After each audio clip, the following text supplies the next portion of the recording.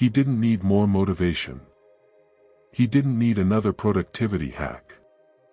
He didn't need a new planner, a new app, or a new YouTube video telling him how to focus.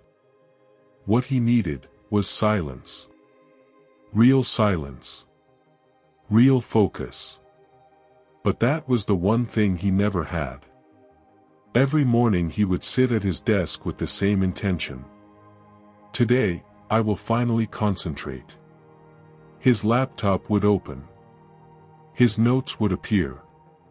His mind would whisper, "Let's begin."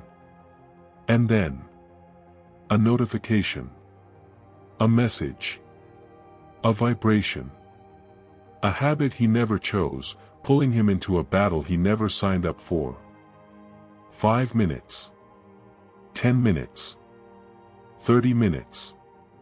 His focus slowly scattered into 100 pieces he couldn't gather back. He wasn't lazy. He wasn't unmotivated. He wasn't even tired. He was simply drowning in a world designed to steal his attention before he even knew it was missing. Sometimes he would stare at the screen, watching his own mind slip away from him. Scrolling without meaning. Clicking without purpose. Repeating the same pattern day after day. And every night, the same guilty thought would return. Why can't I control my own attention? Why can't I stay with one task long enough to finish it? Why do I feel like I'm constantly busy but never actually moving forward? That frustration, that guilt, that silent disappointment. It wasn't because he wasn't capable. It was because no one had ever taught him the truth. In a world filled with noise, the real skill isn't working hard. It's working deeply. And that is where everything begins. The turning point. The shift. The moment when he finally discovers a concept that doesn't just improve productivity. It rewrites the entire way we think about success. A concept that explains why some people achieve extraordinary results while others drown in distraction. Why some people make progress effortlessly while others struggle even after working all day. And why the future belongs to those who can master a single, rare ability. This ability is what Cal Newport calls deep work. And once you understand it, your entire approach to life, success, focus, productivity, and your own potential will change. Welcome to the audiobook. Let's begin.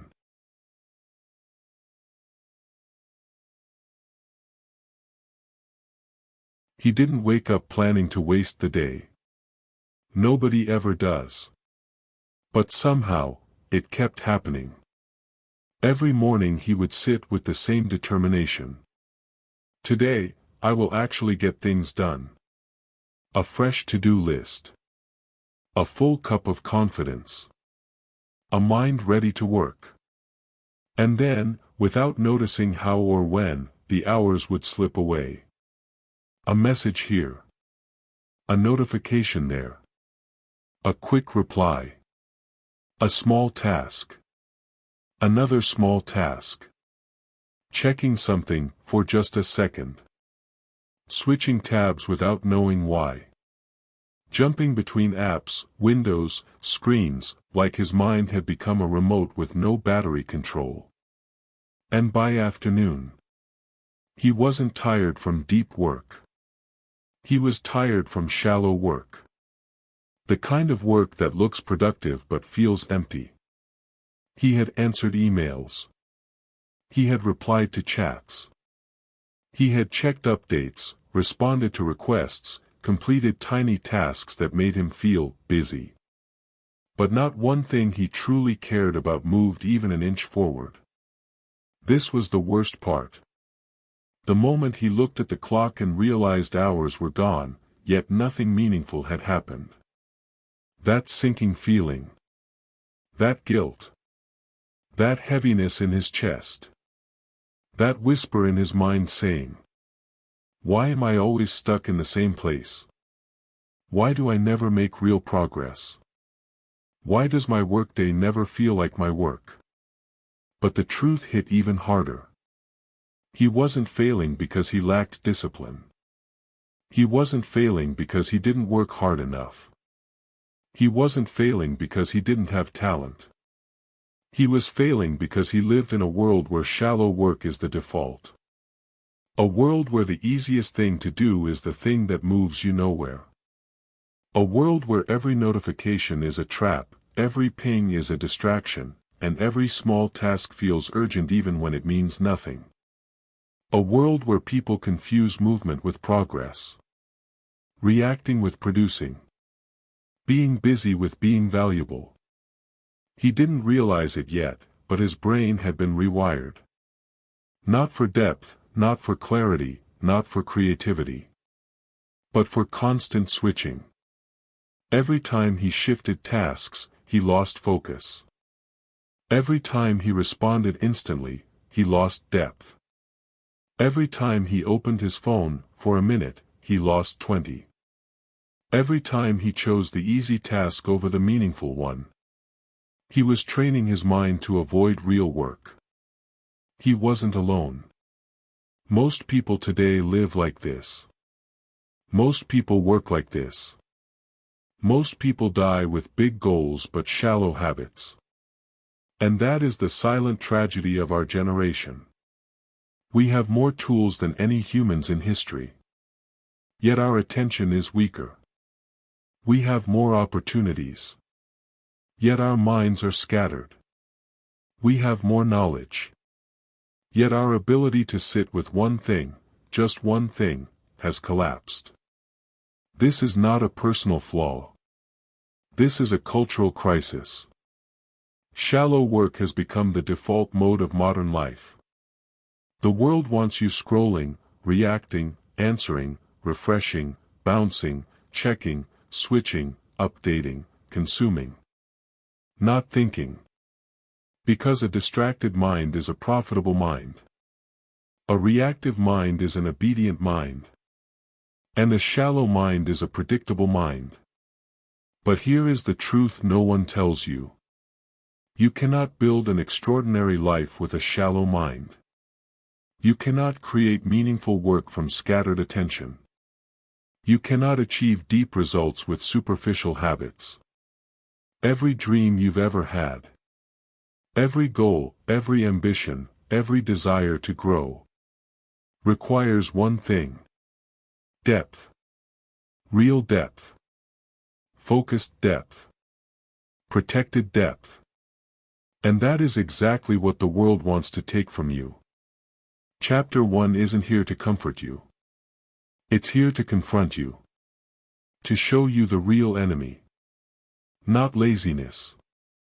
Not lack of time. Not lack of motivation. The real enemy is shallow work. It's the silent thief that steals your days, your clarity, your potential, your future. One small, innocent task at a time. But once you see it, once you understand how shallow work traps you, you can finally break the cycle. You can finally reclaim your attention. You can finally control your mind again. You can finally enter the rare space where real success happens. Where work becomes deep, focused, powerful, and meaningful.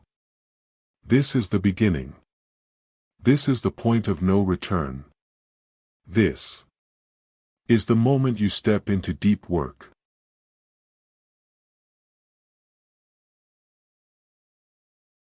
Why deep work makes you perform at an elite level. Cal Newport was not interested in being average. He wasn't trying to keep up with the world, he was trying to outrun it. Not with chaos.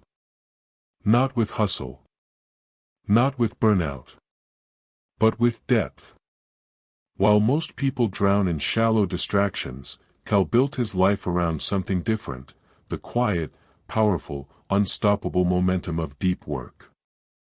And that single choice didn't just make him productive. It made him exceptional. Because the truth is simple. People who learn to work deeply operate on a completely different level than everyone else. They produce more. They think faster. They understand deeper. They grow quicker. And their careers accelerate in ways most people can't even imagine. This is not motivation. This is mathematics. When you work without distraction, your brain enters a state of heightened performance, a level where ideas connect faster, solutions appear clearer, and tasks that once felt impossible become natural. Cal Newport built an entire academic career on this principle. While others spent hours responding to emails and endless administrative noise, he was producing groundbreaking research papers, the kind only a handful of people in his field could write. He wasn't superhuman. He was simply focused. His secret wasn't talent. It wasn't luck. It wasn't some magical gift. It was the simple, disciplined habit of going deep while everyone else stayed shallow. This is why deep work is a superpower. We live in a world where people check their phones every 4 minutes. Jump between apps 600 times a day. Reach for dopamine like oxygen. And call themselves busy when they haven't done a single meaningful task in 8 hours. But Cal's world is different. When he sits down to work, the noise disappears. The distractions fall away. His attention sharpens. His brain heats up. And his output becomes something rare, valuable, and impossible to replicate. This is why deep workers rise so fast in their careers. Their results stand out. Their quality is unmistakable. Their thinking is sharper. Their ideas are stronger. Their execution is cleaner. While the rest of the world races around chaotically, deep workers rise quietly, consistently, and then suddenly. Cal Newport submitted more published papers than colleagues twice his age. Not because he worked more, but because he worked deeper. This is the part most people misunderstand. Success doesn't come from doing more tasks. It comes from doing the right tasks with full concentration. Shallow work makes you fast and scattered. Deep work makes you slow and powerful. Shallow workers reply fast. Deep workers create things worth replying to. Shallow workers fill their schedule. Deep workers build their future. Shallow workers survive. Deep workers rise. And this rise isn't luck. It's the natural result of a brain trained to enter flow, a state where your mind operates at full capacity, giving you an edge so sharp it feels unfair. Cal Newport used deep work to build a successful academic career, best-selling books, a global reputation, and a level of intellectual mastery that sets him apart. And the same principle applies to you. Whether you're a student trying to learn faster, a professional trying to stand out, a creator trying to produce high-quality work, or someone who simply wants to stop feeling stuck. Deep work is the difference between the life you have and the life you want. Because when you focus deeply, even for a few hours a day, you accomplish what most people fail to do in an entire week. This is the secret of elite performers. They are not smarter. They are not luckier. They are not gifted. They have simply mastered the ability to protect their attention. Your attention is your greatest currency. Your mind is your most valuable asset. Your focus is your competitive edge. And the world will constantly try to take it away from you. Deep work is how you take it back. This is why Cal Newport calls it the skill of the future, the ability that separates average careers from extraordinary ones. Because in a world where everyone is distracted, the person who can focus wins. Chapter 2 is simple, direct, and undeniable. Deep work is not just a habit. It is a performance revolution. A career accelerant. A life-changing advantage. Master it, and you rise. Ignore it, and you stay where you are. This is the real value of deep work. The power to go from ordinary output to elite performance.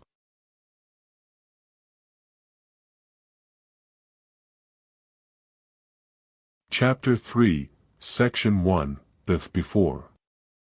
You wake up with a mind already cluttered. Not because the day is difficult, but because your attention is scattered before you even begin. Your phone pulls you in the moment you open your eyes. Your thoughts jump from one unfinished task to another. Your plans look big, but your energy feels small. You sit down to work, but instead of beginning, you warm up. You check things. You scroll a little. You open tabs you don't need. And by the time you actually start, your mind is already diluted. You tell yourself you're busy. But busyness is not progress. Busyness is noise. Busyness is a fog that hides the fact that you're not moving forward. You do a little bit of this task. Then a little bit of that one. Switching every few minutes. Never entering the kind of focus where real work is born. You feel the pressure of work without the reward of output. You end the day exhausted, but not proud. Tired, but not transformed. You've spent hours working. Yet you've created nothing meaningful enough to push your life forward. And deep down, you know why. Your attention is scattered. Your focus slips too easily. Your mind is being trained, accidentally, to stay shallow. And shallow work cannot change your life, your career, or your future. This is the trap most people live in. It feels normal only because everyone around you is stuck in the same cycle. They call it productivity. But you can feel, in the quiet moments, that something is wrong. Not with your ambition. Not with your ability. But with your focus. Because without deep focus, your potential stays locked inside you. And you stay exactly where you are. Now comes the after effect. But then something shifts. You sit down to work.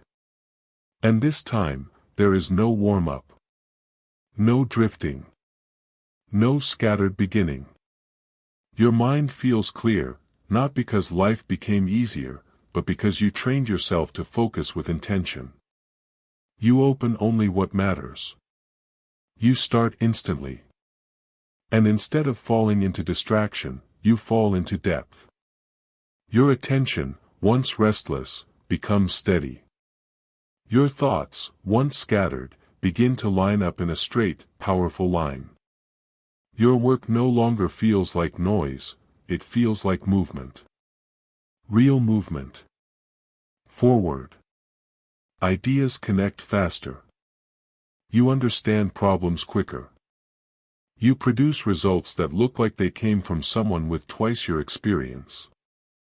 Your mind becomes a tool, sharp, reliable, and fully under your command. This is calm mastery. Not rushing. Not forcing. Not fighting yourself. Just a quiet, powerful focus that turns you into someone unstoppable. You finish tasks in hours that used to take you days. You produce work so clean that revising it feels unnecessary. You gain a kind of momentum that makes you feel different. More capable. More intelligent. More alive. People begin to notice. Not because you work loudly, but because your results speak with a clarity that cannot be ignored. Your output, your ideas, your quality, your speed, becomes something others simply can't compete with. And the best part? You don't feel stressed. You feel centered. Grounded. Confident. This is the after. The version of you who no longer fights for focus. The version of you who owns it. How to get there? You're in the middle of your most important task of the day. Your mind is warm, focused, slowly entering that rare mental space where ideas start to connect. You feel your concentration tightening, almost like a camera lens sharpening a blurry image. And then it happens. A tiny sound. A small vibration. Barely a second long. But your brain reacts instantly. You don't even decide to react, your attention is pulled before your mind knows what's happening. You glance at your phone. Just for a second. Just to see who it was.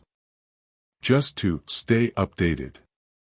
But that 1 second is not 1 second. It is the end of your depth. Because the moment you check, you're no longer inside your task. You're now in another mental world. A world of messages, updates, questions, replies, notifications, noise. By the time you return to your work, your mind has already cooled. That deep clarity, that sharpness, is gone. You try to force it back, but it doesn't return instantly. It never does. This is what Cal Newport calls attention residue. The hidden cost of checking things. And this is what keeps most people stuck in shallow work forever.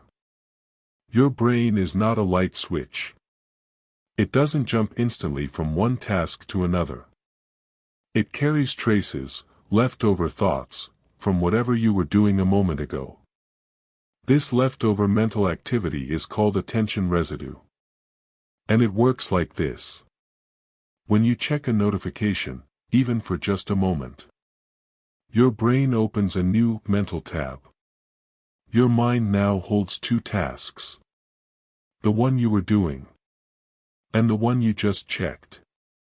Even after you put your phone back down, a part of your mind stays stuck on the notification. You wonder. Should I reply? What did that message mean? Do I need to check again? Your focus becomes split. Not in half, but into tiny fragments. And here's the dangerous part. Your brain cannot reach deep focus while even a tiny piece of attention is stuck somewhere else. Deep work requires all of your attention. Not 90%. Not 95%. 100%. This is why one small check can ruin 20 minutes of depth. Your mind becomes slower, weaker, less sharp, less creative. Not because the task is hard, but because your attention is scattered. It's like trying to run with a weight tied to your leg. You still move forward, but painfully slow. This is why people spend hours working and produce nothing meaningful. They're not lacking talent. They're not lacking intelligence. They're not lacking ambition. They're lacking undivided attention. And without undivided attention, deep work is impossible. You now see the truth. You were never bad at focusing. You were trained, by noise, by notifications, by the world, to stay shallow. But that identity is gone. Because once you understand why you weren't growing, you stop living like a distracted person. And you start rising like a deep worker. Deep work is not a technique anymore. It's who you become. A person who doesn't check first. Who creates first. Who doesn't drift. Who decides. Who doesn't chase noise. Who builds things that matter. This is the beginning of a new identity. Someone who produces better work, faster work, meaningful work. Because your attention is finally yours again.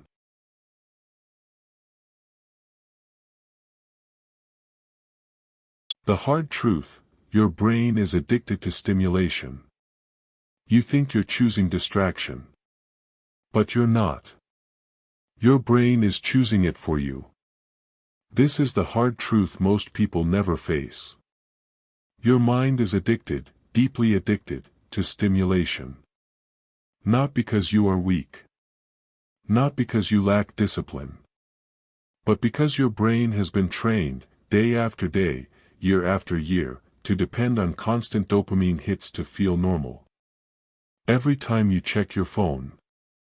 Every time you switch tabs. Every time you jump from one thought to another.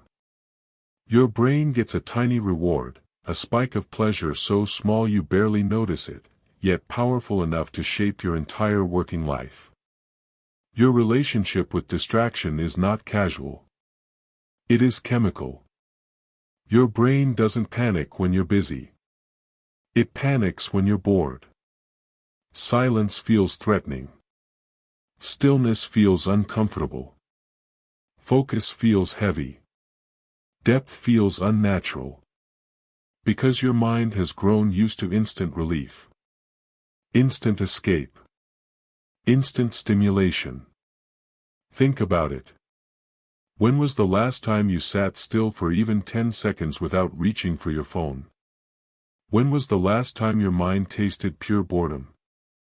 When was the last time you let your thoughts settle instead of jumping to the nearest screen?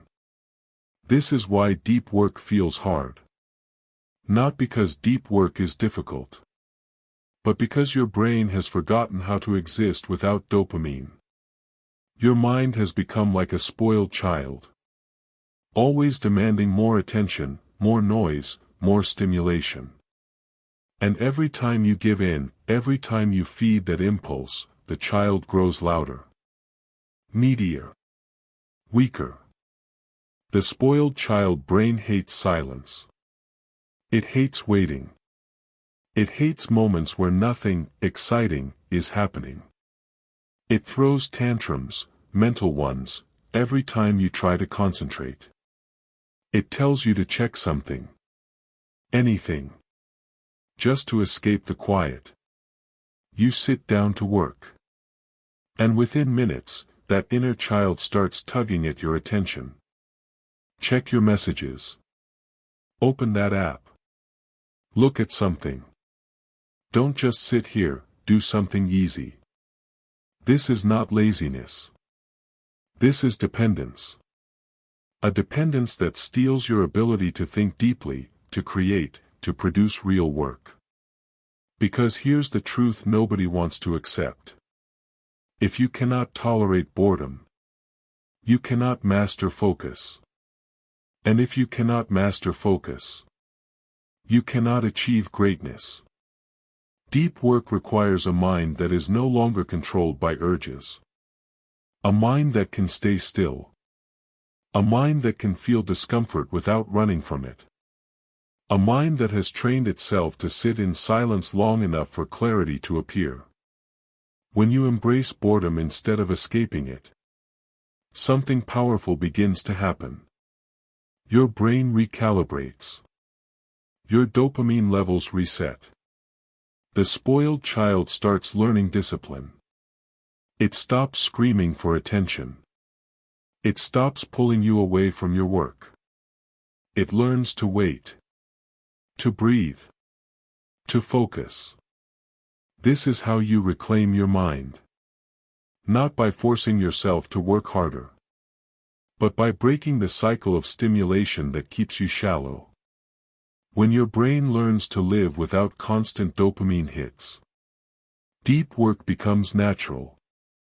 Focus becomes lighter. Distraction becomes ignorable. Silence becomes your ally.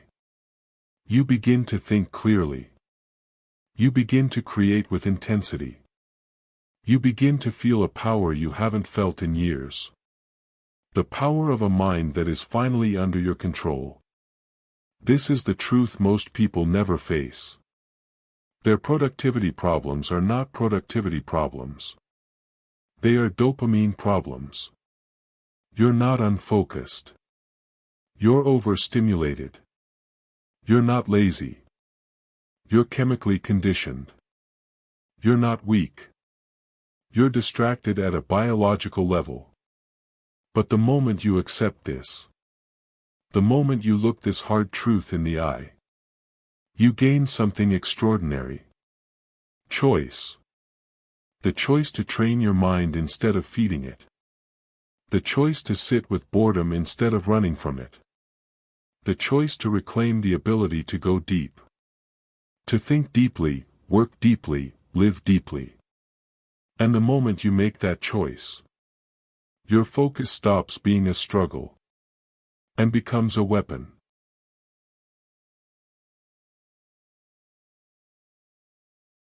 The system that forces your brain to grow up.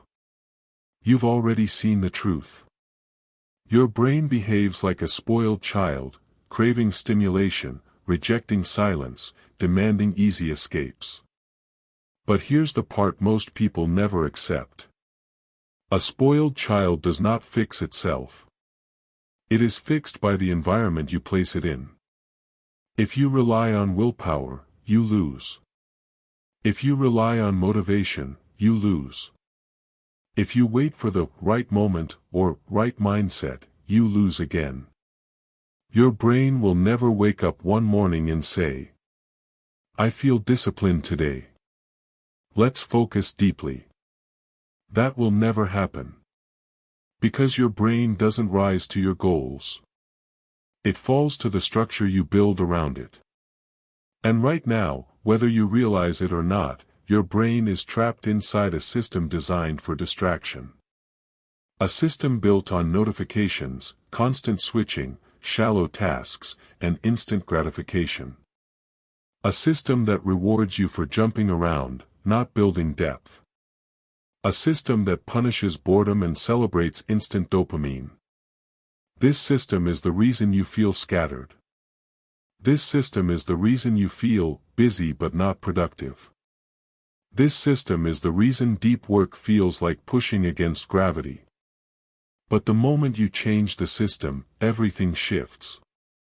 Because a system does what willpower cannot. It forces your brain to behave differently. It makes discipline automatic. It turns focus from a struggle into a natural state. Think about the most disciplined, high-performing people you know. The ones who produce more in a week than most do in a month. They're not relying on raw self-control. They've built lives that force them to focus. They don't sit and hope for clarity. They enter clarity because their environment demands it. They don't fight urges every minute. They've structured things so the urges never get a chance to appear. This is why deep work is not just a practice. It is an architecture. A design. A framework that holds your attention in place long enough for brilliance to emerge. A system does what motivation can't. A system does what inspiration won't. A system creates the conditions where deep work becomes the default, and shallow work becomes difficult. Imagine this. You enter a space where your phone is nowhere near you. Your tools are minimal and clean. Your task is already chosen. Your distractions are blocked. Your mind has nothing to run from and nowhere to escape to. In that space, even a spoiled brain becomes calm. Even an addicted brain becomes quiet. Even a restless brain begins to settle, breathe, and then, finally, work. This is the power of system design. It transforms you from someone who wants to focus into someone who cannot avoid focusing. Deep work becomes a natural outcome, not a daily battle. You begin to see that your problem was never a lack of discipline. It was an excess of freedom, freedom your brain wasn't mature enough to handle. When you remove choice, you remove friction. When you remove friction, you remove resistance. When you remove resistance, you allow depth to take over. This is where focus becomes enjoyable. Where silence becomes a friend. Where boredom becomes your brain's reset button. Where high-value work becomes who you are, not what you try to do. A system forces your brain to grow up. To stop begging for stimulation. To stop searching for easy escapes. To stop running around like a child and finally sit, breathe, and produce. This is the transformation. You stop being a victim of your environment. And you become the architect of your mind. The moment you build the right system, deep work stops being a skill and starts becoming your identity.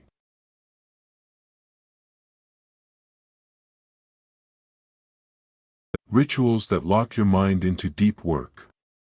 Deep work is not something you casually drop into. It is not something you feel like doing. It is not a mood, not a mindset, and not a moment of inspiration. Deep work is a ritual. A ritual is a doorway. A psychological switch that tells your brain, now we enter a different mode. Now we go deep. The most successful creators, thinkers, and performers don't rely on energy or motivation. They rely on rituals, deliberate, repeated actions that train the brain to step into depth automatically. Because your brain works like a machine. When you repeat the same actions in the same sequence, at the same time, in the same place, your mind starts associating those actions with one thing. Focus. A ritual turns concentration into a habit. Imagine this. You enter the same quiet corner every day. You place your phone far away. You open the same notebook, the same tools, the same setting. You breathe once, deeply. And without forcing anything, your brain begins to shift. It recognizes the pattern. It remembers the cue. It knows, this is the time we go deep. This is not magic. It is conditioning. Your brain obeys what you repeatedly do. Not what you intend to do. Not what you hope to do. What you do. Rituals protect you from hesitation. They protect you from decision fatigue. They protect you from the noise of the world. Most importantly, they protect you from your own impulses. Every time you perform your deep work ritual, you reinforce the identity you are building. The identity of someone who creates, someone who builds, someone who goes deep. The world rewards people with this identity. They produce more. They produce better. And they rise faster. But here's the truth. If you don't create a ritual, your brain will create one for you. And it will be a ritual of distraction. Your current ritual might look like this. You sit down. You check your phone. You scroll for a minute. You start something. You switch to something else. You respond to messages. You get up. You come back. You try to start again. This, like it or not, is a ritual. Just a destructive one. A ritual is any repeated behavior that shapes your mental state. So if you want deep work, you must build rituals that shape a deep mind. You must choose your time, your place, your duration, your tools, your rules, your start signal. Once you choose them, you repeat them. Every day, or at least every working day. Consistency is the power, not intensity. Rituals don't make deep work easier. They make it automatic. They remove the friction between you and the work. They dissolve the mental resistance. They turn "I should focus" into "I am focusing." They turn "I want to work deeply" into "deep work is where I live." This is why elite performers guard their rituals like treasure. They follow them with seriousness. They treat them as non-negotiable. Because once your ritual becomes strong, distractions lose their grip. Your mind learns to respect your intention. And deep work becomes the natural state of your day. A ritual is a contract between you and your future. Honor it, and your future will transform. Ignore it, and you remain stuck where you are. With the right ritual, your brain no longer waits for permission to focus. It simply enters focus. Automatically. Naturally. Powerfully. That is the essence of Chapter 6. The mind becomes disciplined when the environment is predictable. The work becomes deeper when the beginning is the same. And you become unstoppable when your ritual becomes stronger than your impulses.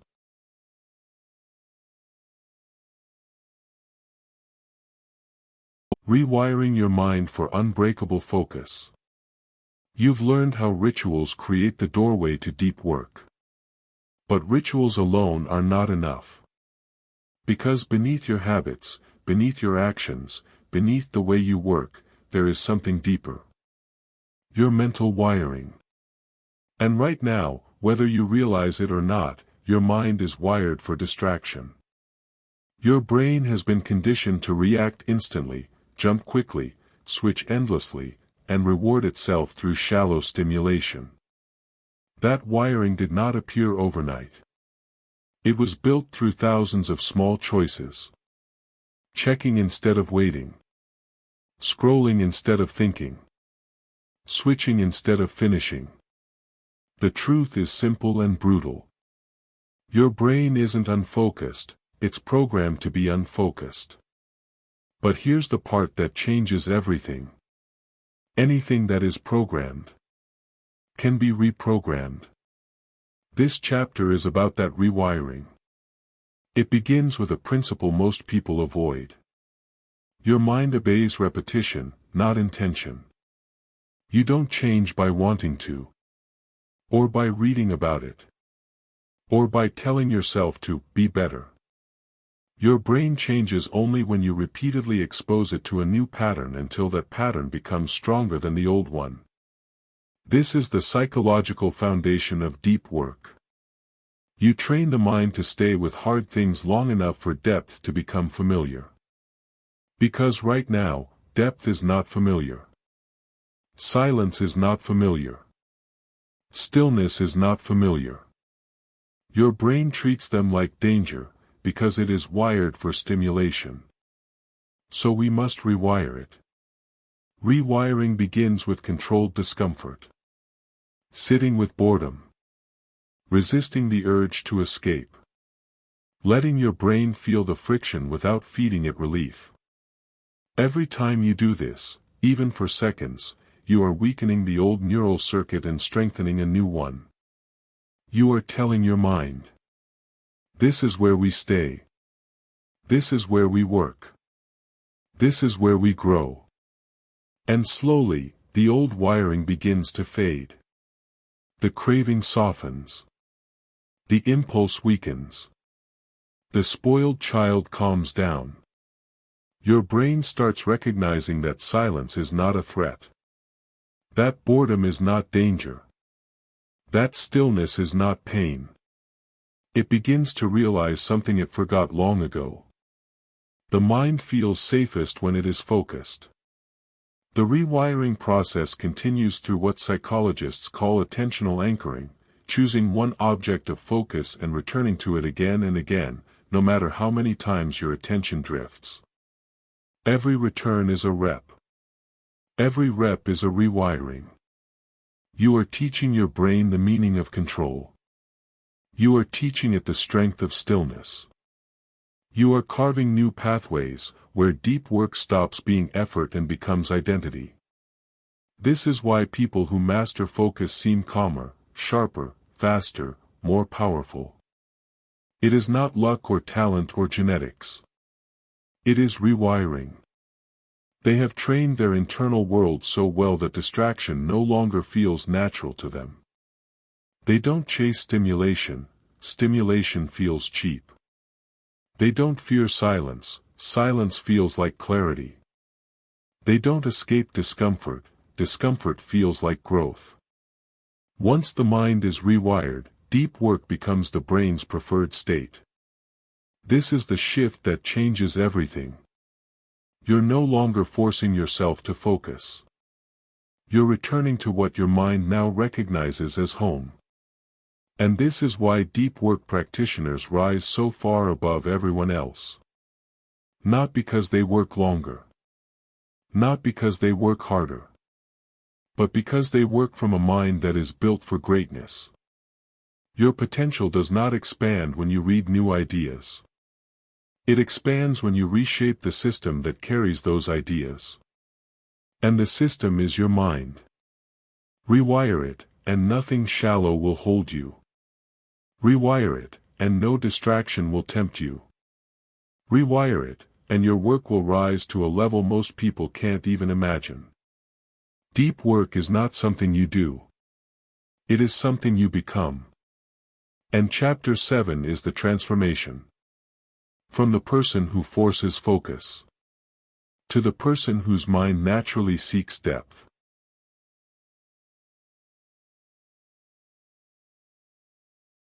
The shallow work that is quietly destroying your potential. You may believe that your biggest obstacle is distraction. You may think it's your phone, your notifications, your surroundings, your schedule.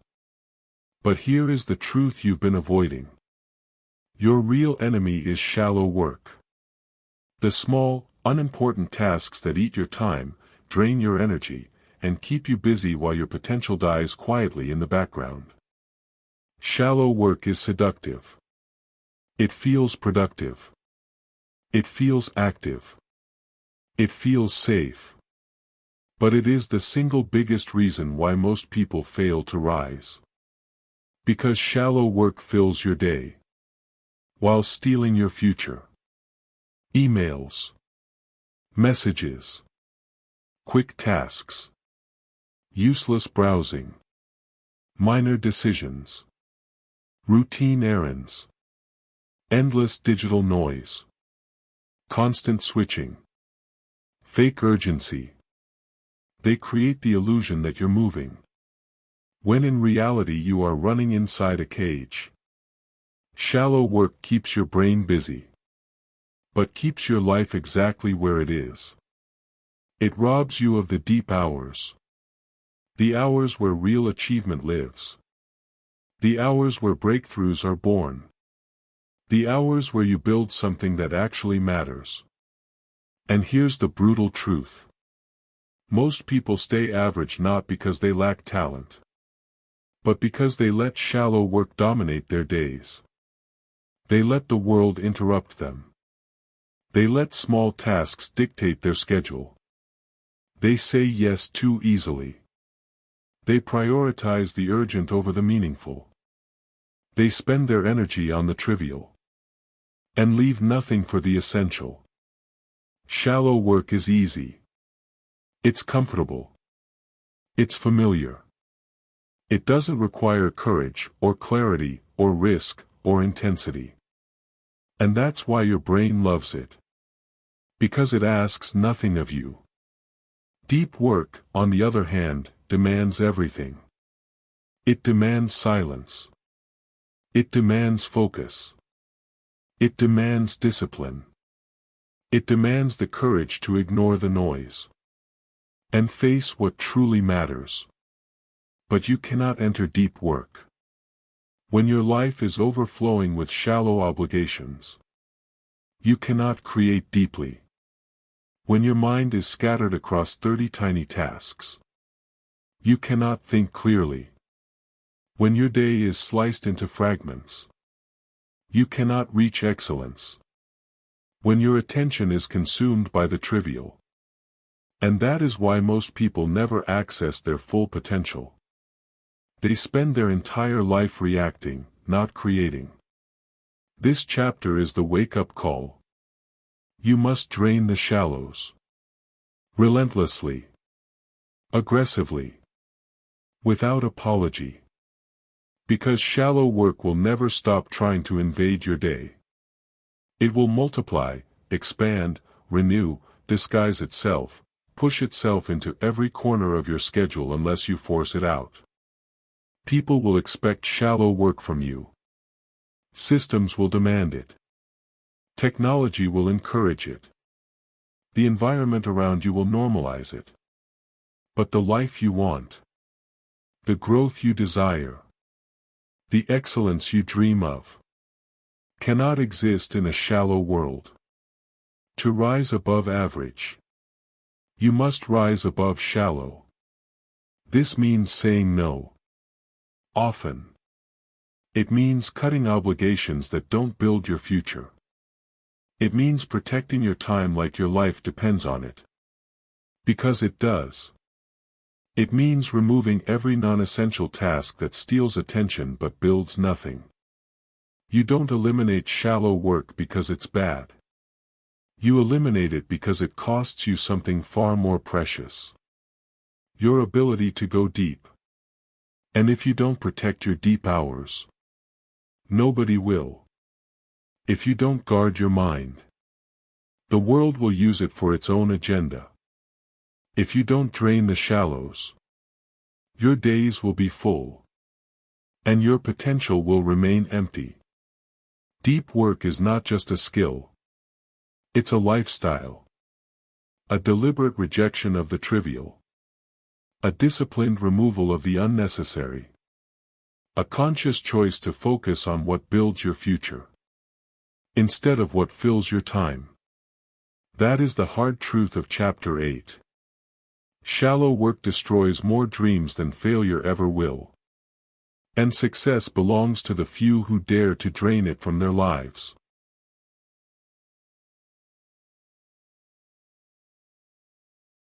The discipline of saying no to the world so you can say yes to your future. There comes a point in your journey where you realize something uncomfortable but liberating. Most of what the world asks from you does not move your life forward. Most requests, invitations, tasks, obligations, and expectations are designed to take your time, not respect it. Your attention is the most valuable currency you possess, and everyone wants to spend it for you. But here is the truth that separates those who achieve deep, meaningful work from those who drown in shallow obligations. You must learn to say no. Not softly. Not occasionally. Not when it is convenient. But consistently, deliberately, and unapologetically. Because every time you say yes to something insignificant, you are saying no to something essential. Every shallow promise you make is a debt you owe to your future self. And these debts add up, silently, slowly, until you wake up one day with no time, no energy, and no attention left for the work that actually matters. People don't fail because they lack talent. People fail because they say yes to everything. Yes to interruptions. Yes to demands. Yes to tasks that have nothing to do with their goals. Yes to responsibilities that add nothing to their growth. Yes to guilt. Yes to pressure. Yes to everything except their own future. Deep work requires a different kind of courage, the courage to protect yourself from the world's endless noise.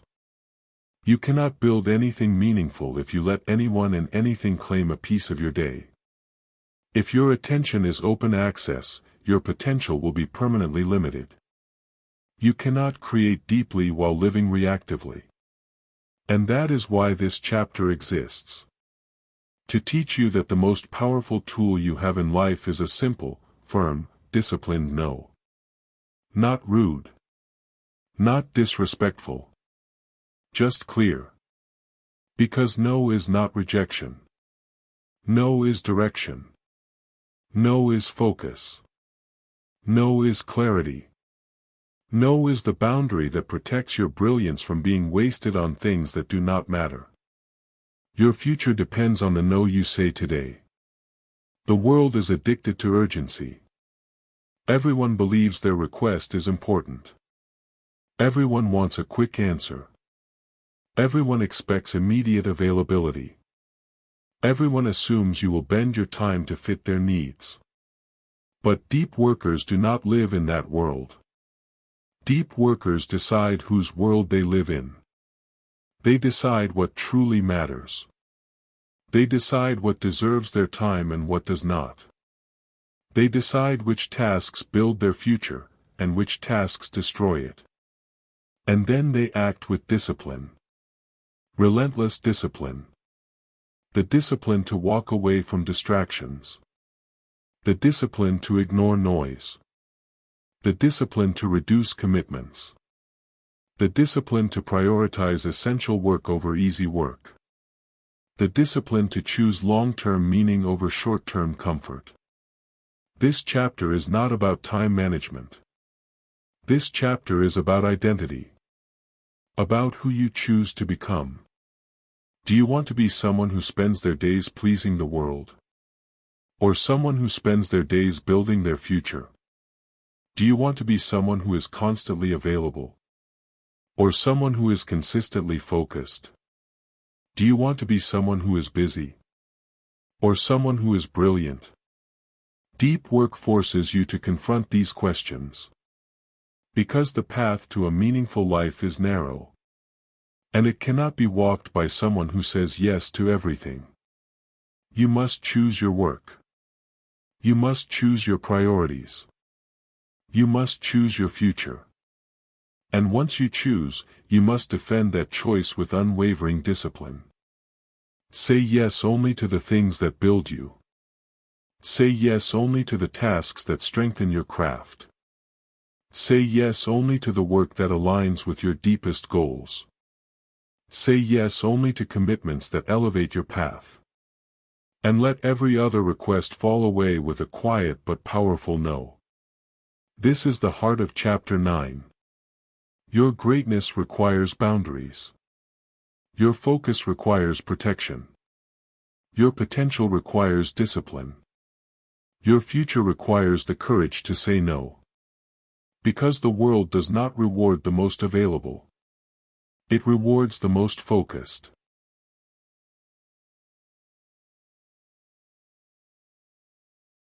The hidden cost of living on autopilot, why you lose your life one distraction at a time. There is a danger that almost nobody sees until it's too late. A slow erosion. A quiet decay. A subtle drifting away from your own potential. It happens not through failure, not through catastrophe, not through dramatic struggle. It happens through distraction.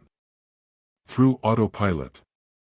Through days that look busy enough from the outside but leave you empty on the inside. You wake up. You scroll. You check things. You react. You switch from one small task to another. You tell yourself the day is full, yet nothing inside you feels fulfilled.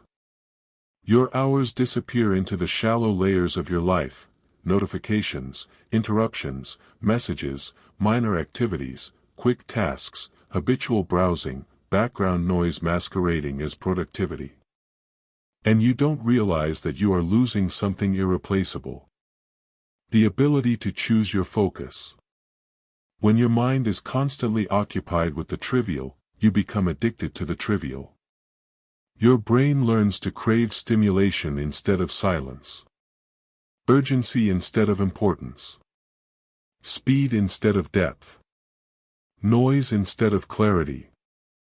Autopilot becomes your default mode, and autopilot is the enemy of deep work. Because deep work requires consciousness. Deep work requires presence. Deep work requires you to wake up from the haze of habitual action and take full command of your mind. Most people never do.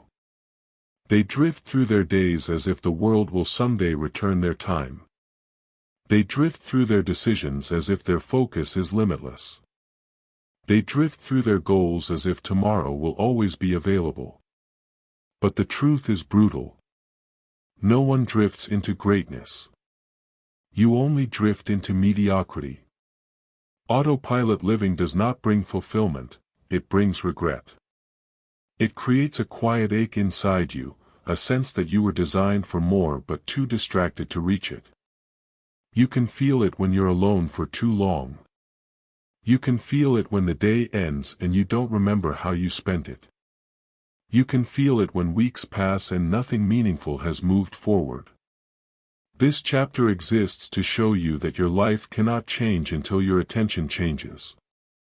If your mind is always busy, but never focused, you will always feel tired, but never accomplished. You will always feel active, but never progressing. You will always feel overwhelmed, but never fulfilled. The tragedy is not that people lack ambition. It's that they leak their ambition into meaningless activities. Their energy is scattered. Their focus is diluted. Their potential is divided into 1,000 tiny pieces. Deep work restores what shallow living steals. It wakes you up. It sharpens your attention. It reclaims your mind from autopilot. It forces you to confront what actually matters instead of what temporarily distracts you. And once you taste this clarity, the clarity that comes from being fully present, fully engaged, fully immersed, you realize that you have been living only half of your life until now. Because real life happens in depth, not speed. Real progress happens in silence, not noise. Real growth happens in intentional focus, not scattered attention. Real fulfillment comes from doing meaningful work, not from endlessly reacting to the world's demands. Deep work is not just a productivity technique. It is a rescue mission for your mind. It saves you from the superficial world that constantly tries to hijack your attention. It saves you from the autopilot version of yourself. It saves you from wasting your potential on tasks that don't deserve your time. This chapter is your reminder that distraction is not harmless. It is costly. It steals your years in tiny, unnoticeable pieces. And unless you interrupt this habit, unless you actively choose depth over noise, unless you take control of your attention, your days will continue to disappear into the shallows. Deep work demands that you step out of autopilot and become the architect of your time. It demands that you choose your days instead of letting them choose you. It demands that you stop drifting and start directing. And once you do, your life will transform in ways you never imagined, because nothing is more powerful than a mind awakened from distraction.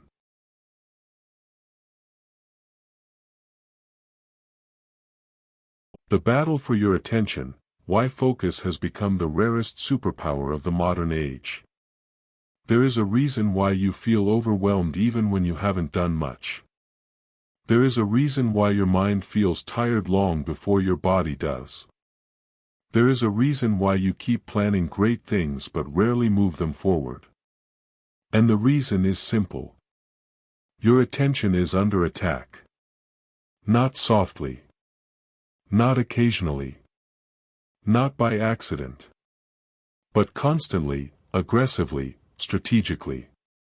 Every app on your phone is engineered to hypnotize you. Every platform is designed to compete for your mind. Every notification is crafted to pull you back into the shallow world. Your focus is the most valuable prize of the digital economy, and companies fight harder for it than you fight to protect it. This is the battlefield of modern life. A place where your attention is the weapon. And the target. The average person does not lose their potential through laziness. They lose it through fragmentation. Through 1,000 tiny interruptions that feel harmless in the moment but lethal over time. Through the addictive loops that trick your brain into seeking stimulation instead of fulfillment. But here is the truth you need to internalize. In a world where everyone is distracted, the one who can focus will rise above all. Focus has become a rare superpower. Not because people are incapable of it, but because people are busy trading it away for a momentary hit of convenience and noise. You check your phone without thinking. You scroll without intention. You jump between tasks without awareness. You let the world dictate what you pay attention to. And slowly, silently, your capacity to focus weakens. Not because you are broken. Not because you lack discipline. But because your brain has been trained to crave distraction the way it once craved purpose. This chapter demands that you reclaim your attention. Not for productivity. Not for career growth. But because your life will reflect what you consistently pay attention to.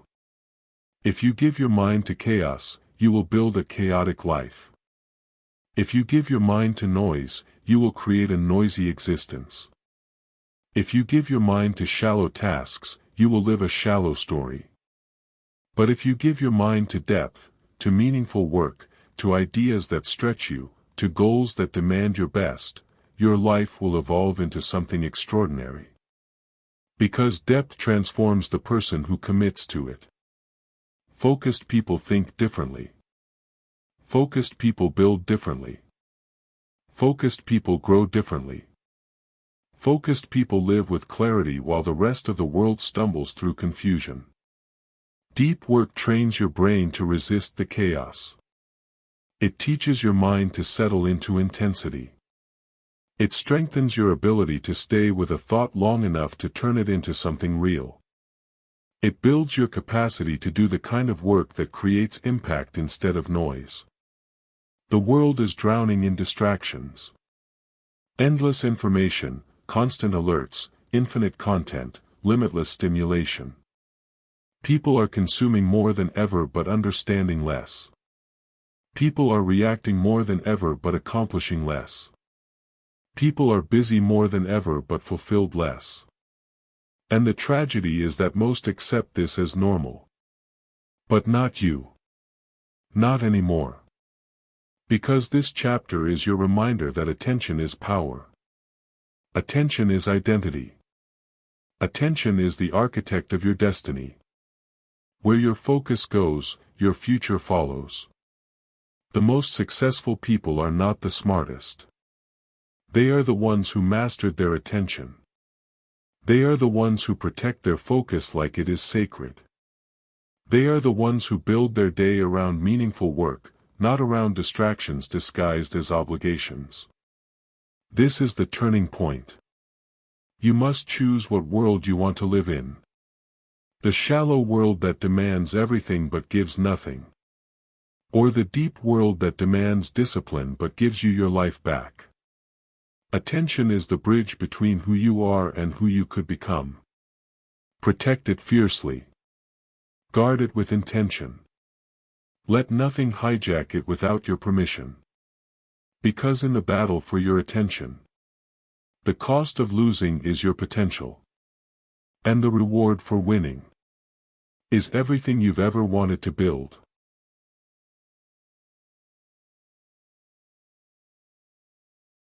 The price of depth, why greatness demands what comfort will never allow. There is a reason why deep work feels difficult. There is a reason why your mind resists it. There is a reason why you can sit down with the intention to focus, and suddenly every small discomfort becomes louder, every distraction becomes tempting, every excuse becomes convincing. Deep work is uncomfortable because depth exposes you. It forces you to confront your limitations. It pushes you into silence, where you cannot hide behind noise. It puts you face to face with your potential and your fears, your ambitions and your procrastinations, your strengths and every weakness you've ever avoided. This is why most people run from deep work, not because they lack ability, but because they avoid discomfort. Shallow work keeps you safe. Shallow work gives you the illusion of progress without the pain of growth. Shallow work protects you from the emotional intensity required to build something remarkable. But comfort never made anyone great. Every meaningful project in history, every breakthrough, every invention, every book, every masterpiece, every innovation, every story that moved the world, all of it was born from depth. Not ease. Not convenience. Not comfort. Depth. The kind of depth that demands your full presence. The kind that stretches your mind until it becomes stronger. The kind that forces you to sit in silence long enough to think clearly. The kind that refuses to let you escape into distraction. Deep work is not merely a skill, it is a sacrifice. You must give up comfort. You must give up the easy path. You must give up the constant stimulation that keeps your mind numb. You must give up the false sense of busyness that masks your avoidance. Because the truth is simple. You either choose depth now, or you choose regret later. Every time you show up to deep work, you awaken a version of yourself that comfort can never create. A sharper version. A more disciplined version. A version capable of producing work that lasts beyond you. A version capable of building a life that reflects your highest talent instead of your lowest habits. Deep work demands your attention because it transforms your identity. It forces you to evolve mentally, emotionally, creatively. And transformation always requires discomfort. This chapter is the moment you accept that discomfort is not a sign of failure, but a sign of progress. If deep work feels difficult, it means you're doing it correctly. If your mind resists it, it means you're crossing the border between who you are and who you could become. If your attention shakes, it means you are rewiring patterns that took years to form. The discomfort you feel during deep work is not a barrier. It is a doorway. And only those with the courage to walk through it reach the level of output that the world remembers. Greatness has a price. Not everyone is willing to pay it. Not everyone is willing to face silence. Not everyone is willing to confront their scattered mind. Not everyone is willing to push through distraction, boredom, fear, and uncertainty. But you must decide what your future is worth. Because behind every masterpiece is a person who chose depth over comfort. Behind every breakthrough is someone who sat longer, focused harder, fought through the noise, and refused to compromise their vision for convenience. This chapter is your reminder that deep work demands a cost. But it gives you something far more valuable in return. It gives you mastery. It gives you clarity. It gives you momentum. It gives you confidence. It gives you identity, not the identity the world hands you, but the identity you forge through effort, discipline, and creation. And once you experience the power of producing something meaningful from a place of deep focus, comfort will feel small. Shallow work will feel empty. Distraction will feel insulting. Your old ways of living will no longer satisfy you. Because once you taste what you are truly capable of, you can never go back to a life without depth.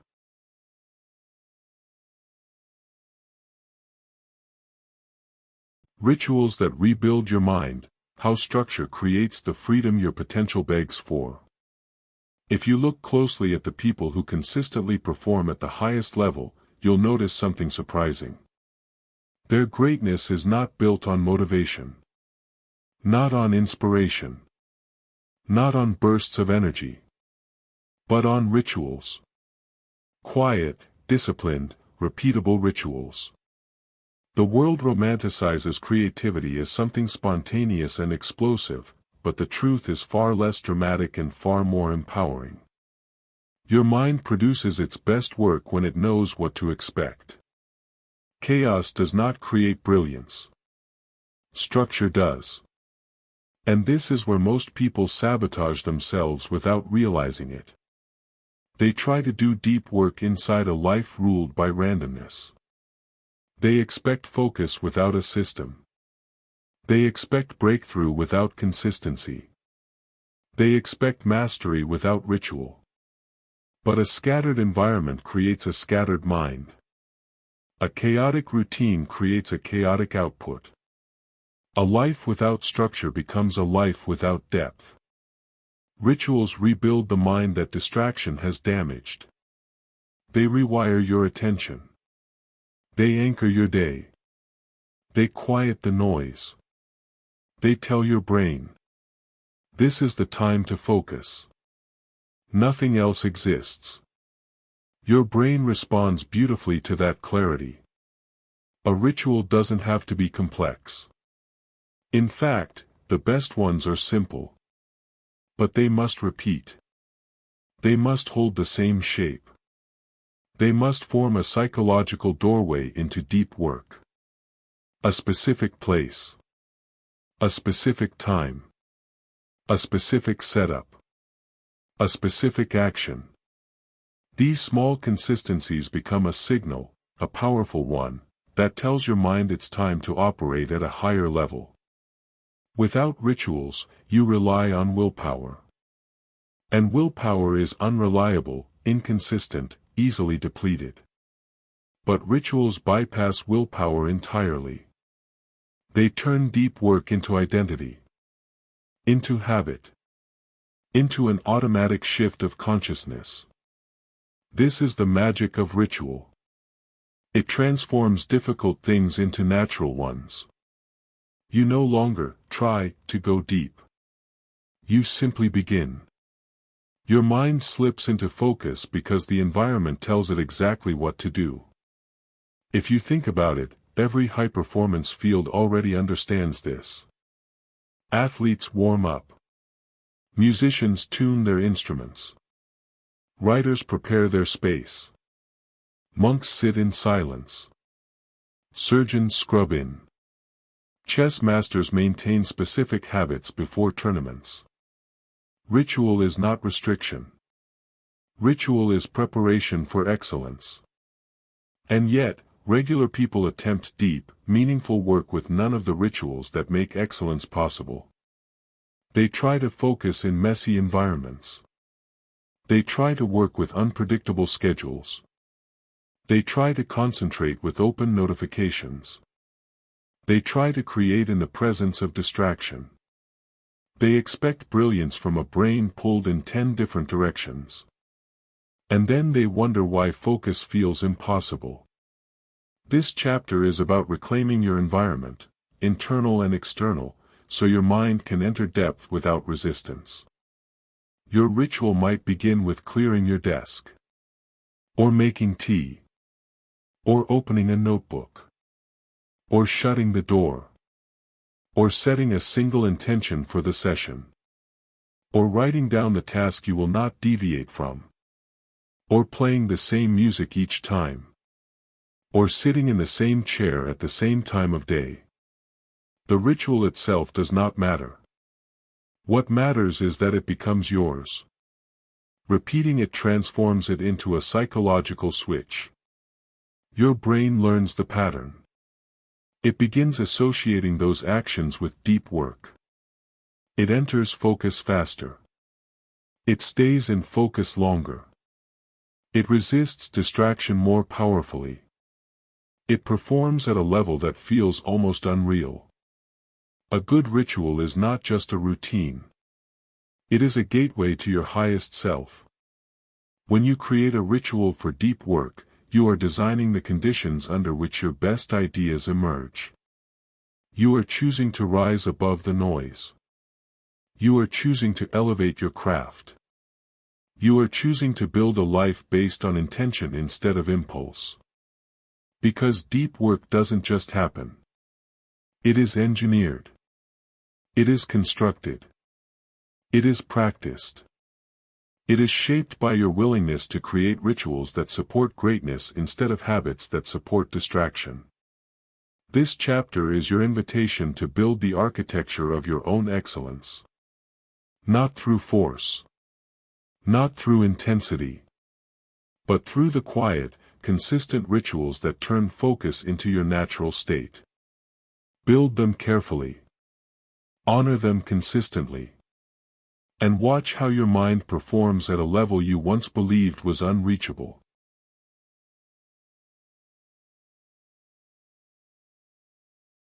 Your time is not neutral, the hidden forces that shape your day before you even begin. Most people walk through their day believing time is neutral. They believe each hour holds the same value, the same weight, the same potential.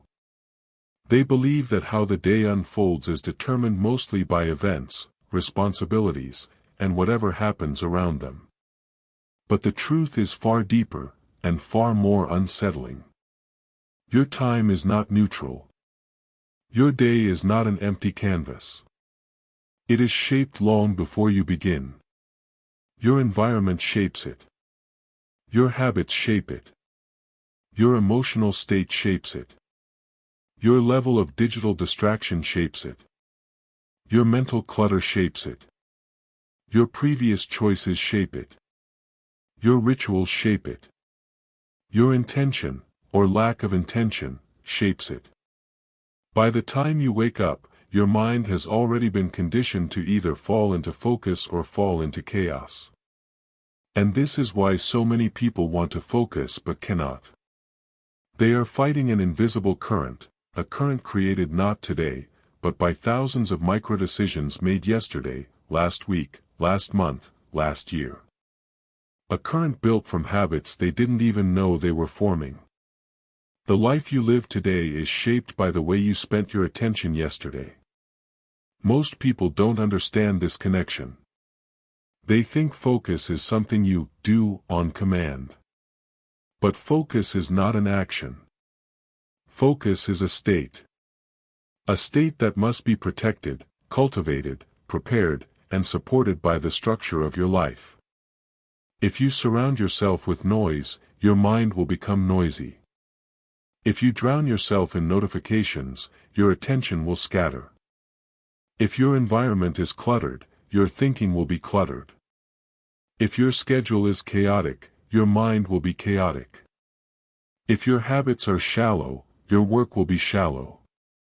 Nothing about your mental state happens randomly. This chapter is about reclaiming your day by understanding the forces that shape it. Deep workers don't rely on motivation. They rely on architecture, the architecture of time. They build mornings that elevate them. They build spaces that calm them. They build routines that center them. They remove distractions that weaken them. They design their life in a way that makes depth not only possible, but inevitable. Because if you don't design your day will be designed for you. By the apps demanding attention. By the people interrupting your flow. By the noise flooding your mind.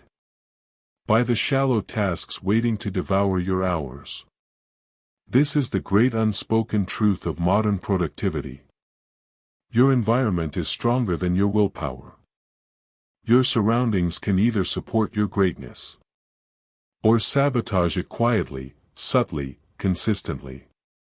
This is why deep work is not just a practice, it's a lifestyle decision. A choice to build a world around you that reinforces your intention instead of weakening it. A choice to craft a physical and mental space where your focus feels at home. A choice to stop negotiating with distractions. A choice to stop surrendering your day to forces you never agreed to serve. Your mind performs based on what you feed it, where you place it, and how you train it. If you want deep, meaningful work to emerge from your life, you must build a life that supports deep, meaningful work. A life where your phone isn't your master. Your attention isn't a public resource. Your schedule isn't open to invasion. Your mind isn't battered by noise. Your creativity isn't suffocated by chaos.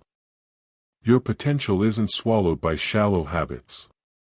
When you understand how much external forces shape your internal world, you stop blaming yourself for lack of focus. And you start designing a life that makes focus your natural state. Because your day does not begin when you sit at your desk. Your day begins when you choose the architecture that determines how your mind will operate. This is the power of Chapter 14. You realize that deep work doesn't happen by chance. It happens by design. And the moment you take control of what shapes your day, you take control of the life you are about to create.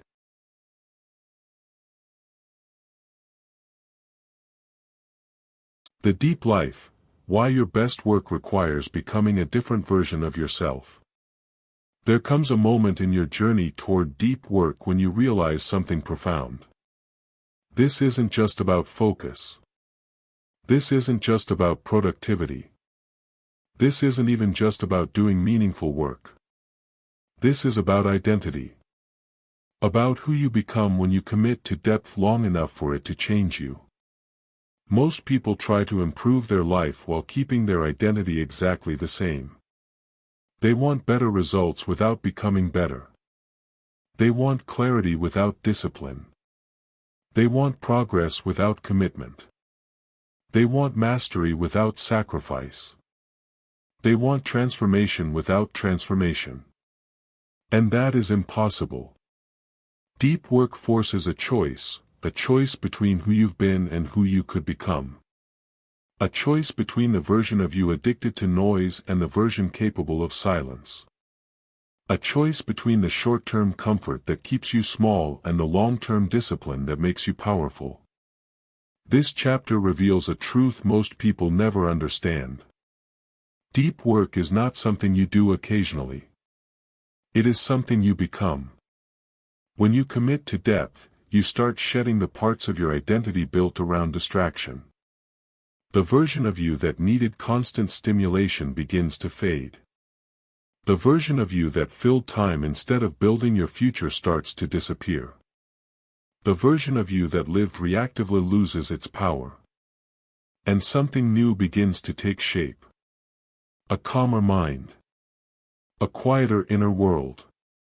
A stronger sense of direction. A deeper understanding of yourself. A sharper ability to think, plan, create, and execute.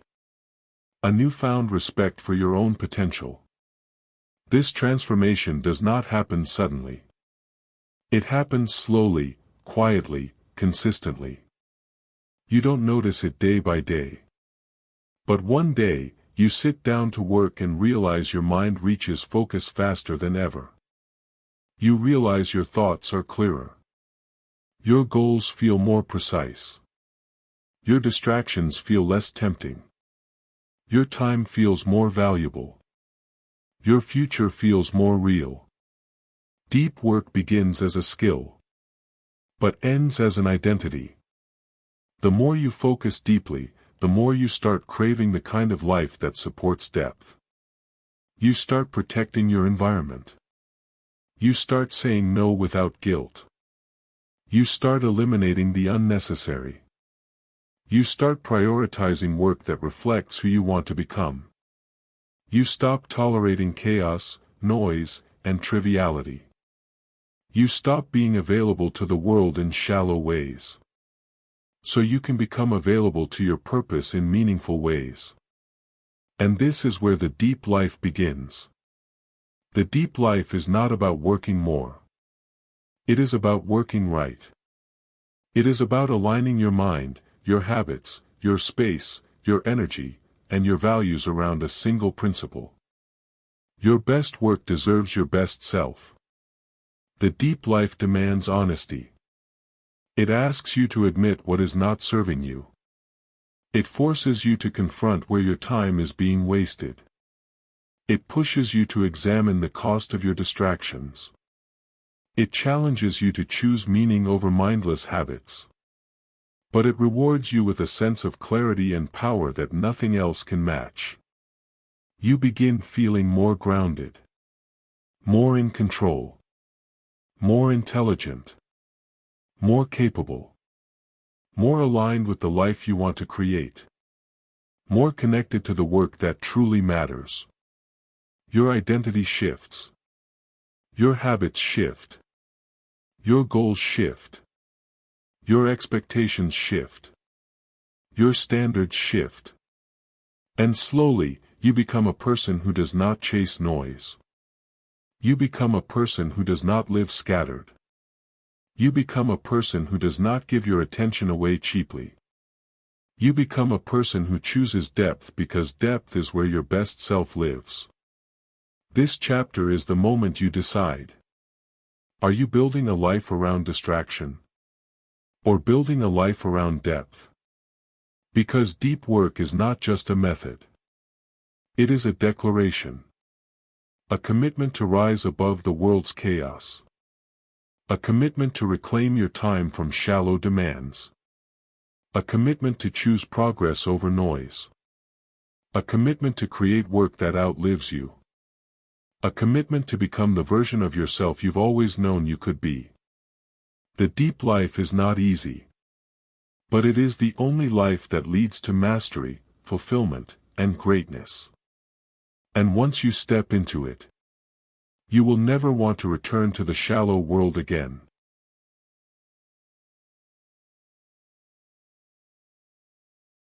The friction of excellence, why the path to mastery pushes back before it opens up.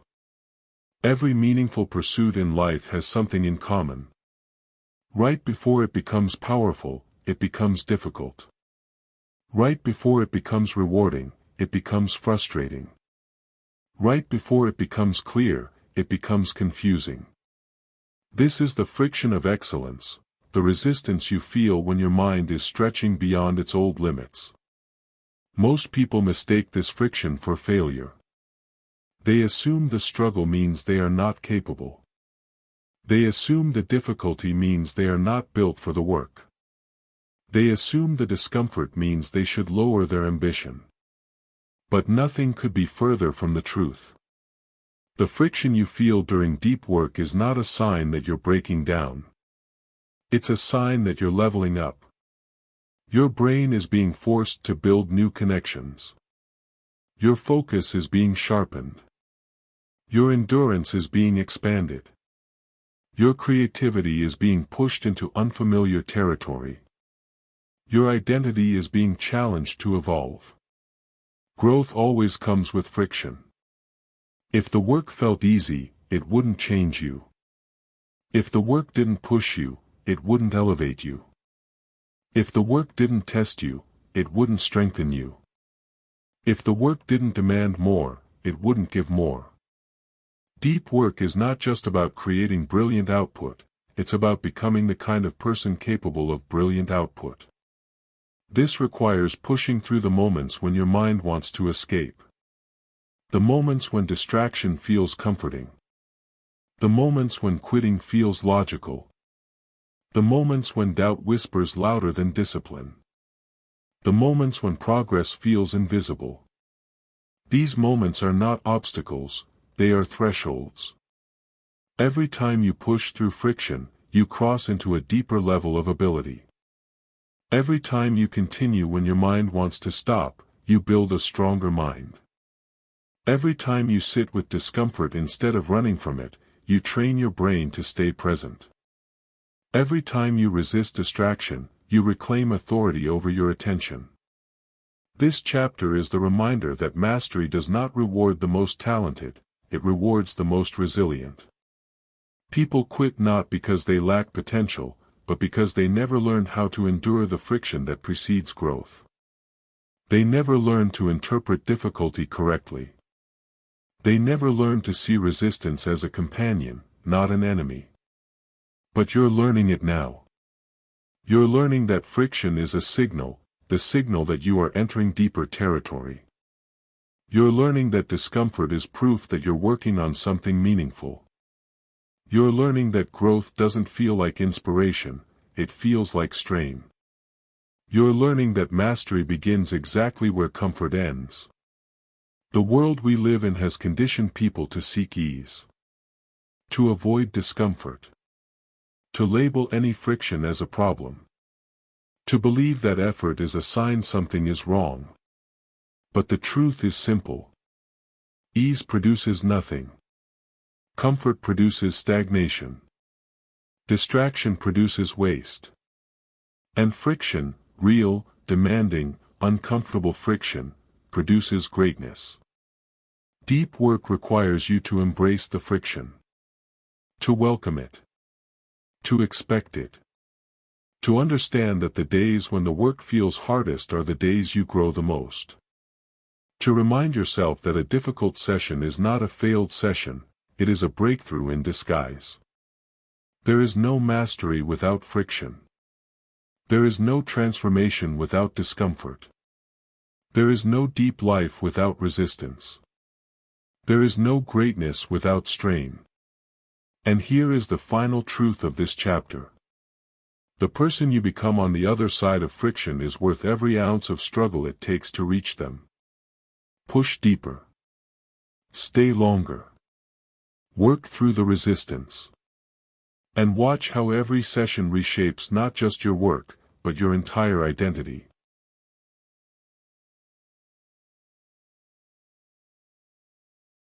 The discipline of returning, why your power comes from what you do after you get distracted.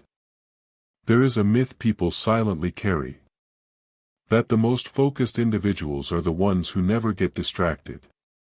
That deep workers have some rare mental purity or superhuman ability to stay locked in for hours without drifting. But that is not true. Distraction is human. Even the greatest minds waver. Even masters lose focus. Even disciplined people fall off track. The difference is not whether you get distracted. The difference is how quickly you return. Your power is not in uninterrupted focus. Your power is in the speed and consistency with which you come back to your work after your mind slips away. This is the truth most people never realize. Deep work is not built on perfection. It is built on discipline. You return when you feel bored. You return when your mind wanders. You return when discomfort spikes. You return when your attention flickers. You return when your old habits try to pull you back. You return again and again and again until returning becomes automatic. Every return strengthens the muscle you are trying to build. Every return trains your brain to operate at a higher level. Every return rewires your attention to obey your intention instead of your impulses. Most people quit because they mistake distraction for failure. They believe losing focus means they aren't capable of deep work. But losing focus is not failure. Failing to return is. Your mind is not a machine. It moves. It drifts. It gets tired. It gets restless. But every time you guide it back, you reclaim control. And in that moment, you are not just working. You are transforming. This chapter is about the discipline of returning. The discipline to bring your mind back to the task even when it resists. The discipline to start again when everything inside you wants to escape. The discipline to rebuild your attention every time it fractures. This is the quiet power behind every high performer you admire. They are not perfect. They simply refuse to let distraction decide who they become. They return out of commitment. They return out of clarity. They return out of respect for their future. They return because deep work is not something you do once. It is something you recommit to, repeatedly. This discipline changes you. It builds a resilience that shallow habits cannot compete with. It creates a mental toughness that spills into every part of your life. It gives you the ability to remain steady in a world designed to pull you apart. When you return, you tell your mind, I am the one who chooses where my attention goes. And the mind listens. Slowly at first, then powerfully. Until returning is no longer a battle, it becomes instinct. Deep work is not about staying focused forever. It's about refusing to stay unfocused. You may lose your attention 100 times. Return 101. Because the moment you return is the moment depth begins again. And it is in these small, repeated returns that your future is built. Quietly, steadily, unshakably. Your greatness does not depend on how often you slip. It depends on how often you rise back into focus. Return. Every time. No matter what. Because the person who returns is the person who wins.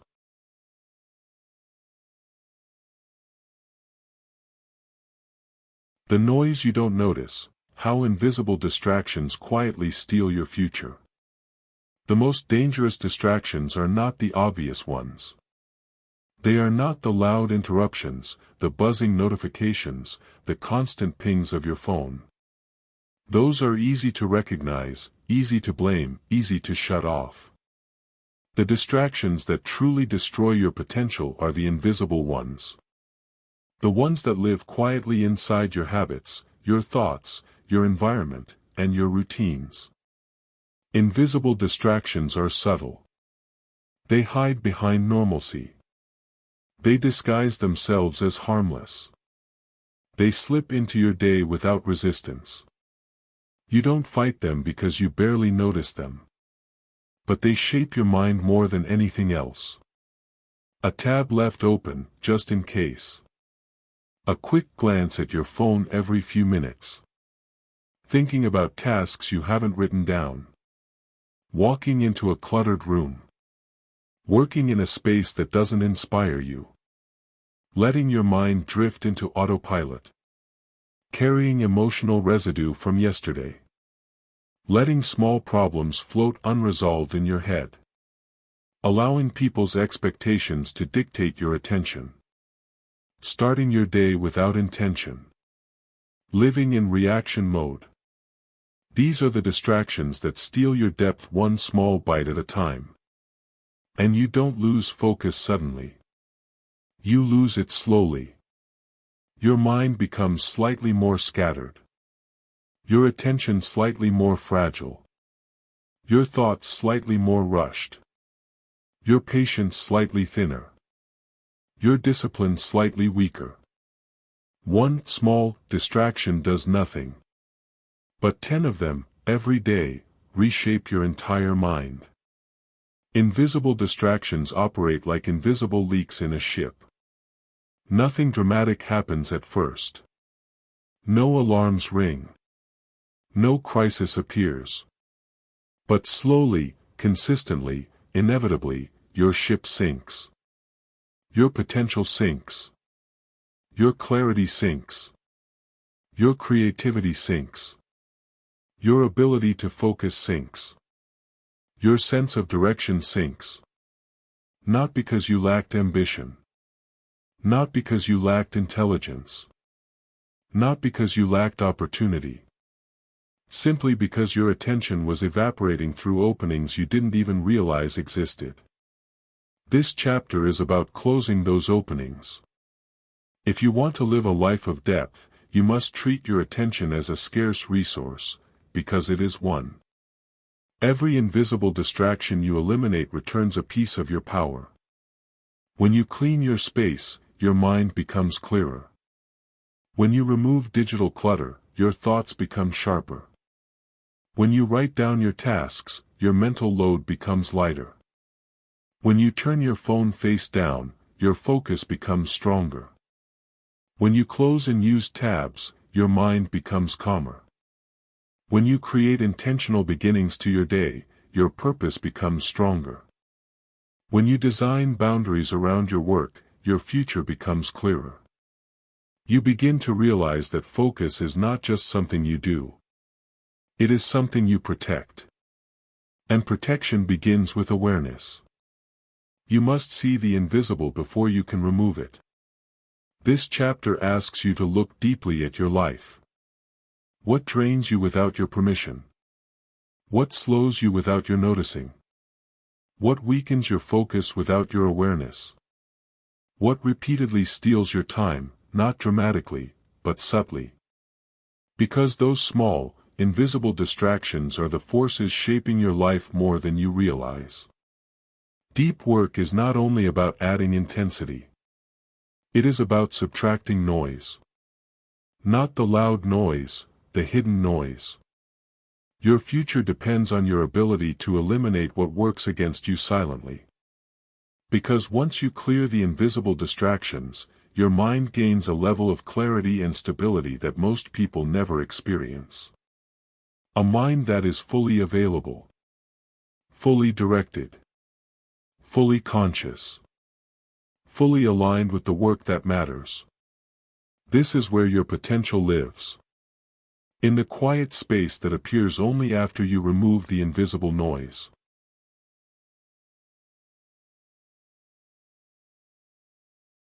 The emotional cost of distraction, how a scattered mind quietly drains your strength.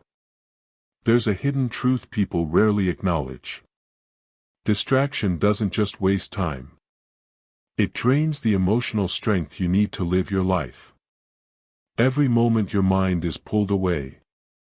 Every fragmented thought. Every unfinished task. Every micro-interruption you think you ignore. Leaves a tiny emotional bruise inside you. And these bruises add up. You start feeling tired even when you haven't done anything demanding. You start feeling stressed even when nothing major happened. You start feeling behind even when you've barely begun. You start feeling disconnected from your own goals, your own direction, your own self. This chapter is not about distraction as a productivity issue. It's about distraction as an emotional burden. A weight that presses on your mind every single day. Your brain is not meant to switch attention 50 times an hour. It's not designed to juggle constant noise. It's not built to stretch itself thin across 100 tiny demands. It's built for depth. For presence. For immersion. For clarity. When you force it into shallow patterns, you feel something inside you weaken. You feel more anxious. More restless. More easily irritated. More easily overwhelmed. More emotionally fragile. Not because your life is overwhelming, but because your mind is overloaded. Every unfinished thought becomes emotional residue. Every skipped intention becomes cognitive clutter. Every distraction you entertain becomes unresolved stress. A distracted mind becomes a heavy mind. And most people live this way without understanding why they feel drained all the time. They blame their job. They blame their circumstances. They blame their lack of willpower. But the truth is simpler and more painful. Their mind is exhausted from carrying too much noise. Deep work, at its core, is not just about working deeply. It is about restoring the emotional equilibrium that distraction destroys. It is about reclaiming the inner quiet your mind needs to feel whole again. It is about giving your brain the kind of attention that heals it instead of fracturing it. When you work deeply, something shifts inside you. You feel more grounded. More stable. More confident. More in control. More aligned with your own mind. Because depth is nourishing. It strengthens you instead of draining you. It gives you a sense of completion instead of leaving you scattered. It builds your momentum instead of breaking it. It reconnects you with your purpose instead of burying you under noise. Distraction makes you emotionally weaker. Depth makes you emotionally stronger. And the more deeply you work, the more deeply you live. This chapter is the reminder that your emotional resilience is not random. It is directly shaped by the mental environment you create. You cannot expect a peaceful inner world while feeding your mind chaos. You cannot expect emotional strength while giving your attention to everything. You cannot expect clarity while drowning in constant stimulation. Your emotional life improves when your attention improves. Your inner calm returns when your focus returns. Your strength expands when your mind stops fragmenting itself. Deep work is not just the path to brilliant output. It is the path to emotional stability. To clarity. To presence. To a version of yourself who feels whole instead of divided. Let your mind feel depth again. Let it rest inside focus. Let it breathe without noise. Let it rebuild its strength one focused hour at a time. Because a clear mind is a powerful mind.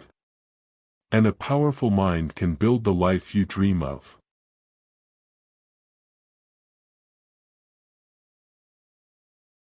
The quiet power of finishing, why completion builds a life you can stand on. There is a certain strength you don't fully understand until you feel it for the first time. It's the strength that comes from finishing something meaningful. Not starting. Not planning. Not imagining. Finishing. We live in a world obsessed with beginnings, new goals, new projects, new commitments, new promises. But the world rarely celebrates the endings, the completions, the follow-through, the final steps that require discipline long after the excitement is gone. Yet this is where your life actually changes. Not when you begin the work, but when you refuse to stop until it's done. Completion transforms you. It gives you a deeper sense of power than motivation ever could. Motivation fluctuates. Inspiration fades. Excitement burns out. But the feeling of finishing something meaningful becomes a part of who you are. The truth is simple. Deep work is not just about how deeply you think. It's about how consistently you finish. Anyone can work deeply for a moment. But to create a life of depth, you must learn the discipline of returning to the same project again and again until it becomes complete. Until the loose ends are tied. Until the vision is real. Until the task is no longer a task but a result. This is the point where most people fail. They love beginnings because beginnings are clean, fresh, energizing. But finishing requires endurance. Finishing requires patience. Finishing requires wrestling with boredom, resistance, fear, and perfectionism. Finishing demands that you stand in the uncomfortable middle. The place where it's no longer exciting but not yet done. Where you question yourself. Where progress feels slow. Where doubt whispers louder than clarity. But this middle is the forge. This is where identity is built. This is where confidence grows. This is where the mind learns that it is capable of more than it believed. Every project you complete becomes proof. Proof that you can finish. Proof that you can stay. Proof that you can discipline your mind to show up even when it wants to flee. And once you build this pattern, your entire life shifts. You stop abandoning goals halfway. You stop running from discomfort. You stop relying on motivation. You start relying on your identity as someone who follows through. Completion makes you trustworthy to yourself. And there is no power greater than being able to trust your own mind. Deep work gives you the ability to produce. Finishing gives you the ability to become. This chapter is the reminder that unfinished work is emotionally expensive. It occupies mental space. It weighs on your consciousness. It drains your energy quietly. It keeps you in a constant state of almost, which is one of the heaviest places a mind can live. When you finish what you start, you free your attention. You free your time. You free your mental space. You free your identity from the guilt of incompletion. The person who finishes earns a strength the world cannot see but always feels. A strength that grows silently inside you. A strength that allows you to take on bigger work, deeper work, more meaningful work. Because you know you can complete it. This is the final truth of chapter 20. Your future is shaped less by what you begin, and more by what you complete. Finish what matters. Finish what builds you. Finish what aligns with your highest path. And your life will take a direction that cannot be shaken. Because the world is full of starters. But the ones who finish are the ones who rise.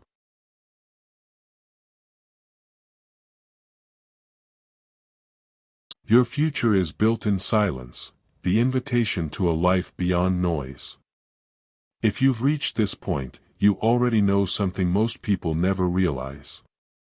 Deep work is not just a method. It's not a productivity trick. It's not a routine you follow temporarily. Deep work is a way of living. A way of reclaiming the parts of yourself that the modern world quietly takes from you. You've walked through distraction. You've confronted the shallows. You've pushed through friction. You've returned after drifting. You've felt the discomfort and the breakthrough. You've seen how noise shapes your days and how silence reshapes your life. And now you stand in a different place. Mentally, emotionally, and spiritually. You are someone who knows the power of your attention. Someone who understands that your mind is your greatest currency. Someone who has tasted the clarity that comes from depth. Someone who realizes that the world rewards the focused, the patient, the deliberate. But this journey doesn't end here. This is not the conclusion. This is the beginning of the life you are about to build. Because mastering deep work is not a moment. It is a path.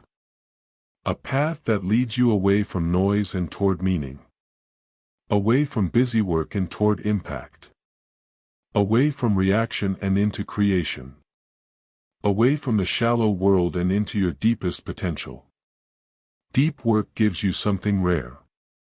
A mind you can rely on. A mind that doesn't crumble under pressure. A mind that doesn't scatter at the sight of distraction. A mind that knows how to stay with a thought long enough to turn it into something real. With this ability, you can build anything. A career that reflects your talent. A lifestyle that reflects your values. A body of work that reflects your highest self. A future that only the focused ever reach. The world will keep trying to pull you back into noise. It will tempt you with shortcuts. It will distract you with urgency. It will pressure you to conform to its pace, its chaos, its shallow rhythms. But now you know the truth. Your life does not belong to the world's demands. Your life belongs to your intention. You are not here to react. You are here to create. You are not here to be available to everything. You are here to be available to what matters. You are not here to drown in the noise of the trivial. You are here to rise through the work that moves your life forward. Deep work is the doorway. The discipline is the path. Your future is the destination. So carry this with you. Your best work will always come from the quietest parts of your life. Your breakthroughs will always be born from silence. Your greatness will always grow in the space where the world cannot reach you. Protect that space. Respect it. Honor it. And keep returning to it, day after day, year after year. Because the person who can focus in a world full of noise becomes unstoppable. And that person is now you.